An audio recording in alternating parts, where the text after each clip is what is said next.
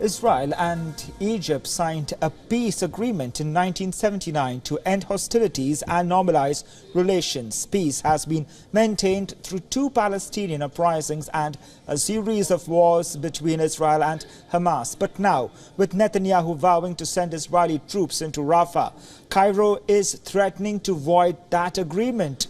Netanyahu says Rafah is Hamas's last remaining stronghold and sending in ground troops is essential to defeat the group. However, Egypt opposes any move that could send desperate Palestinians fleeing across the border onto its territory. Rafah also serves as a crucial entry point for humanitarian aid, and an Israeli attack could stifle the deliveries of key supplies. Dr. Rashwan, the spokesperson for Egyptian Ministry of Information, hit out at Israel. He said, and I quote, "Does Israel fully understand the meaning of Egypt's warnings against entering Rafah?" He added, Netanyahu said he would overthrow Hamas, free the hostages and ensure that Gaza no longer posed a threat to Israel's security. He failed. Along with Qatar, Egypt helped brokered a truce in November that saw the release of hostages in exchange for prisoners held by Israel and more aid deliveries into Gaza. Cairo is facing significant pressure from many directions given its unparalleled historic role in the Israel-Palestine conflict. Now, as per the United States Institute of Peace, there are 6 major dilemmas facing Egypt, except for a few diplomatic clashes, mostly related to the Israeli-Palestinian conflict.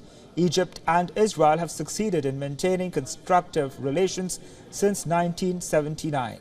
Both countries view relations as critical to their interests and have sought to maintain and strengthen the relationship. However, Israel's practices towards Palestinians have challenged and placed limitations on the extent of what is possible. The relations between Egypt and the leaderships of the Palestinian Authority, Hamas, and Palestinian Islamic Jihad have seen their ups and downs in recent years. Some analysts say Egypt would prefer a new Palestinian leadership, but at the same time it has not been eager to see elections take place out of fear that there would be a repeat of the 2006 elections when Hamas won. Ever since then, Egyptian President Anwar Sadat visited Jerusalem in 1977. Cairo has been extremely active in advancing the prospects of peace. It has had a long-standing position of supporting the pursuit of a two-state solution. However, the Israeli and Palestinian context and their respective leaderships has made this task increasingly challenging.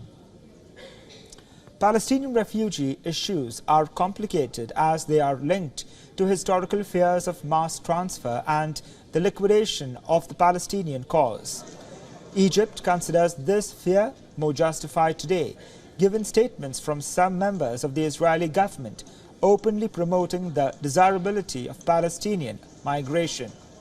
Earlier reports hinted at an Israeli ministry concept paper that proposed transfer of Gazans to Egypt's Sinai Peninsula as a possible scenario.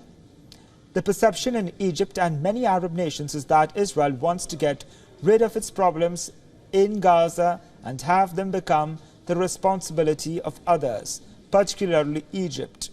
Predictably, Egypt has rejected this stance. Cairo has insisted Gaza is a part of the Palestinian territory and therefore remains Israel's responsibility, according to the international law, until the occupation ends. Last but not the least, Egypt is facing an unprecedented set of simultaneous challenges that have huge implications for its national security. These include the current war in Sudan, the continued conflict in Libya, and the continued failure to resolve the dispute with Ethiopia on the Renaissance Dam. As a result of the ongoing war, Houthis have disrupted maritime transportation in the Red Sea, which will have a significant impact on the revenues of the Suez Canal. This is also taking place at a time when Egypt is suffering from a severe economic crisis.